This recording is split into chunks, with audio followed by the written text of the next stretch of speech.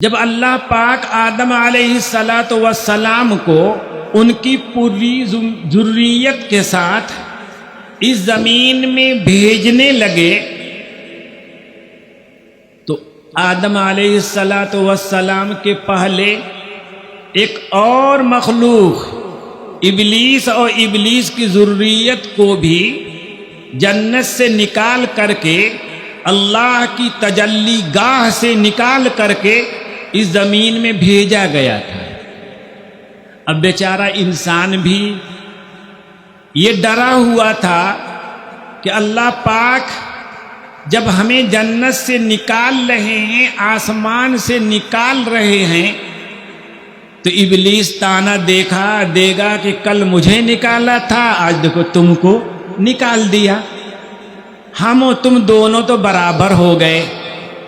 اللہ پاک نے آدم علیہ السلام کو اور آدم علیہ السلام کے پشت میں قیامت تک آنے والی اس کی ہر اولاد سے کہا کہ دنیا میں ہم تمہیں بھیج ضرور رہے ہیں، لیکن میرا تم سے جو تعلق ہے وہ تعلق نہیں ختم ہو گیا۔ اس دنیا میں آنے کے بعد بھی میرا ربط رہے گا تم سے، میرا تعلق رہے گا، میں تمہاری رہنمائی کرتا رہوں گا، میں تمہیں راستہ دکھاتا رہوں گا۔ کون راستہ؟ وہ راستہ جس پہ چل کر کے تم ہمارے قریب آ سکتے ہو، ہماری رحمت میں آ سکتے ہو۔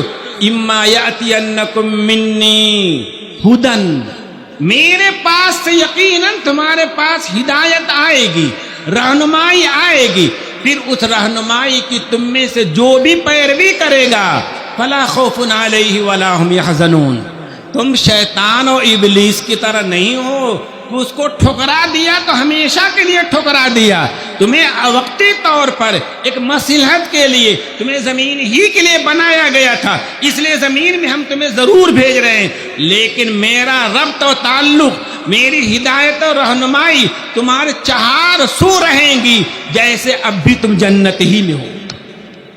بھائیو، اللہ پاک نے اپنی ہدایت آدم علیہ السلام سے لے کر نبی اکرم صلی اللہ علیہ وسلم تک جتنے انبیاء آئے، اللہ پاک نے ہر ایک کے ساتھ اپنا ہدایت نامہ بھیجا۔ اس ہدایت کو سمجھانے کے لیے، اس ہدایت ناموں کو پڑھانے کے لیے، اس کا عملی مشق کرانے کے لیے اللہ نے اپنے نبیوں کو بھیجا۔ نبی اکرم صلی اللہ علیہ وسلم کے پہلے جتنے نبی آئے کچھ وقت کے لیے آئے، کسی خاص جگہ کے لیے آئے، لیکن اللہ پاک نے آخر میں حضرت نبی اکرم صلی اللہ علیہ وسلم کو بھیجا، سارے عالم کے لیے بھیجا، ہر علاقے کا نبی بنا کر بھیجا، اور قیامت تک آنے والے آخری انسان کے لیے بھی نبی بنا کر بھیجا۔ مجھے بس پوچھنا ہے، سمجھانا یہ ہے کہ نبی اکرم صلی اللہ علیہ وسلم اللہ پاک سے جو ہدایت نامہ لے کر آئے، جو قرآن کریم نبی اکرم صلی اللہ علیہ وسلم پہ اتارا گیا، آپ صلی اللہ علیہ وسلم نے اس ہدایت نامے کو، اس کتاب الہی کو اللہ کے بندوں تک پہنچانے میں کوئی کوتاہی کی، کوئی کمی کی؟ اللہ پاک تو یہ کہتے ہیں یا ایھا الرسول بلغ ما انزل الیک من ربک، اے نبی آپ کے پاس جو چیز بھی اللہ کی طرف سے اتاری گئی ہے ہر ایک کو لوگوں تک پہنچا دیجیے، ہر ایک کو انسان تک پہنچا دیے۔ وَإِن لَّمْ تَفْعَلْ فَمَا بَلَّغْتَ رِسَالَتَهُ، اگر آپ نے سارا پیغام نہیں پہنچایا، ہزاروں لاکھوں میں سے سب پہنچا کر کے ایک بھی اگر آپ نے چھپا لیا، فَمَا بَلَّغْتَ رِسَالَتَهُ، آپ نے اللہ کا کوئی پیغام نہیں پہنچایا۔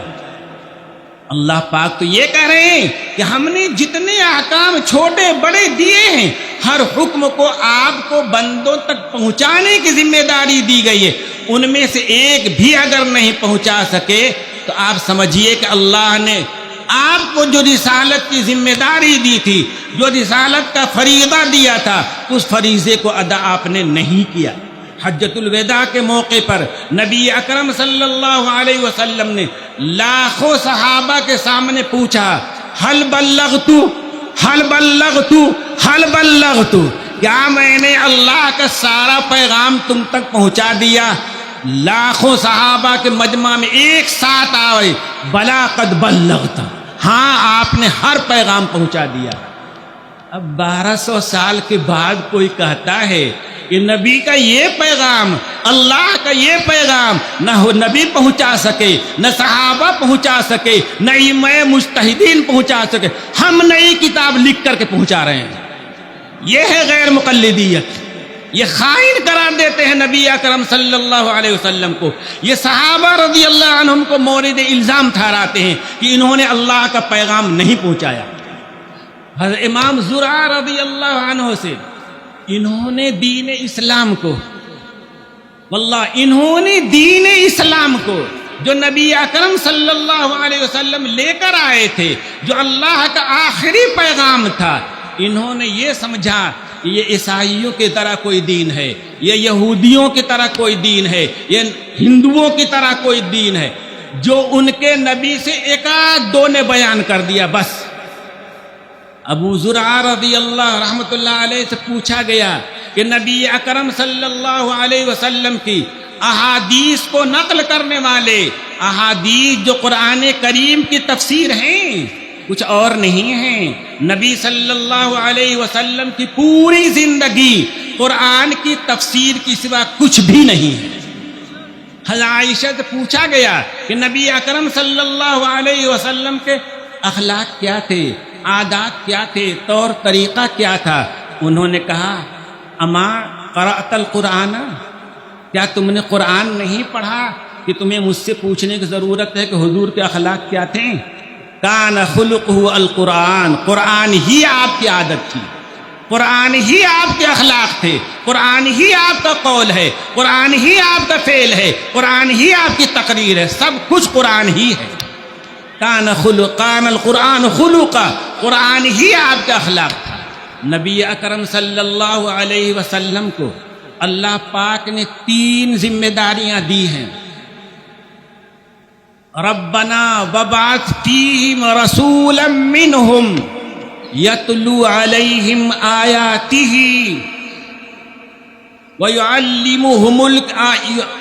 یتلو علیہم آیاتک وَيُعَلِّمُهُمُ الْكِتَابَ وَالْحِكْمَةَ وَيُزَكِّيهِمْ۔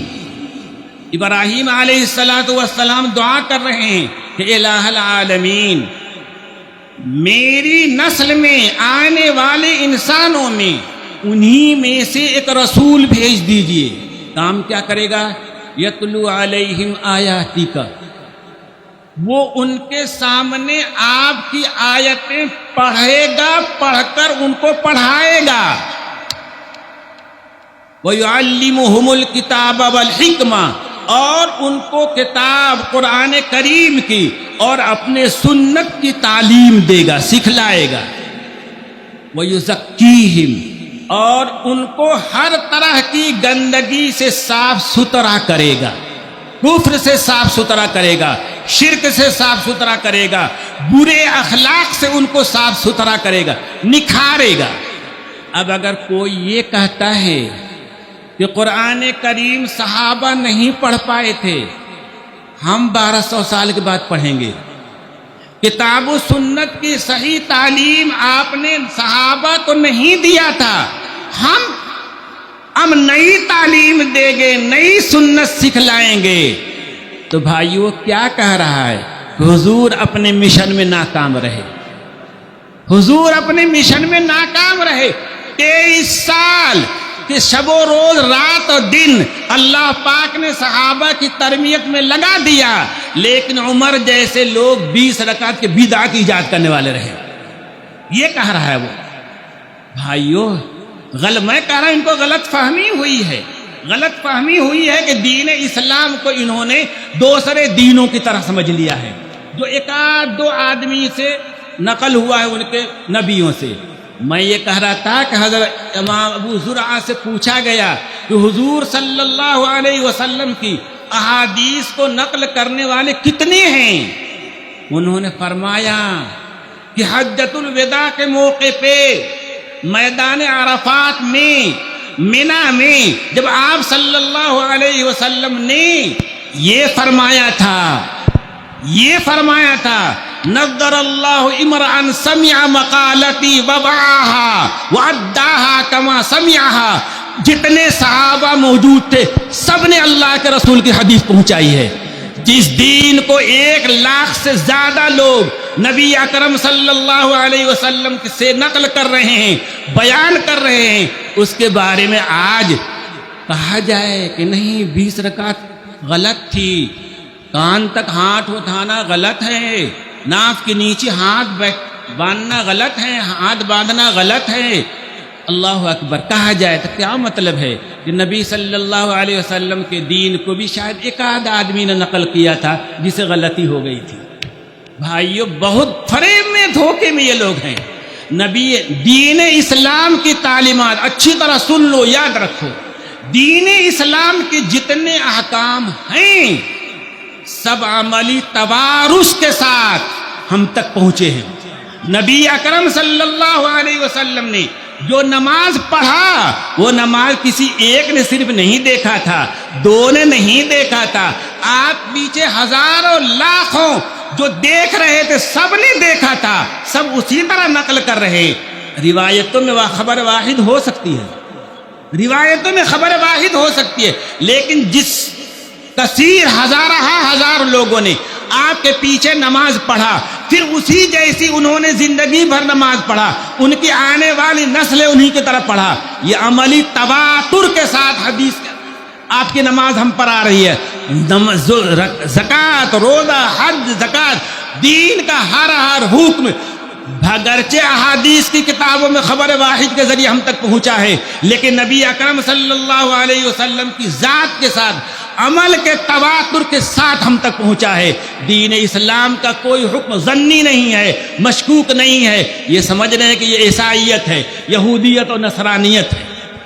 یہاں اللہ کا آخری پیغام ہے، اللہ کا آخری پیغام آنے والی نسلوں تک خبر واحد کے ذریعے پہنچے، جس میں شک کا احتمال ہے، محالستو جنون، یہ سمجھنا انتہائی غلط فہمی ہے۔